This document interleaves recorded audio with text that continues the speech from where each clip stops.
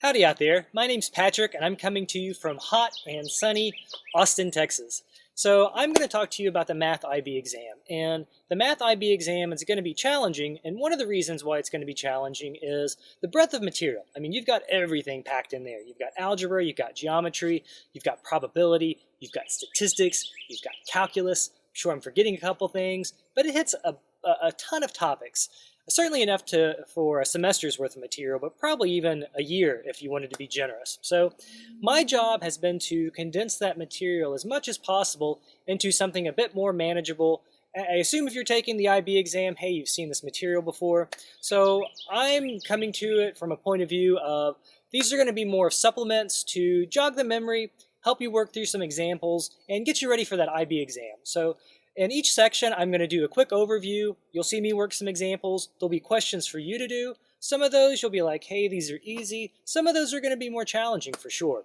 And at the end of each chapter, there's going to be a bunch of IB exam questions. So you'll see questions that'll be comparable to what you would see on an actual IB exam. And again, I'll work through those and we can work through them together and hopefully make some sense out of them. So I'm going to try to use as little technology as possible, so you're certainly allowed to use technology on the IB exam to a limited extent. Make sure you know how to use it.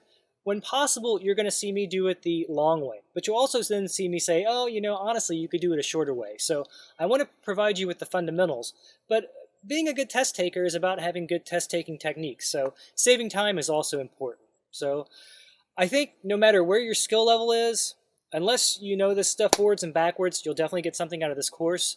There's some of the IB questions, for example, are pretty tricky. I think, it's something you really need to have the material mastered.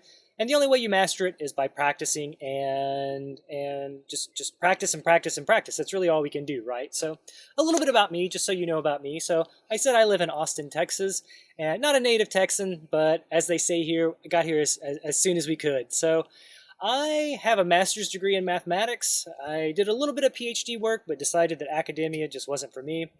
I have taught hundreds, if not thousands, of students over the years. Same thing goes for tutoring. I've taught at a top 20 university.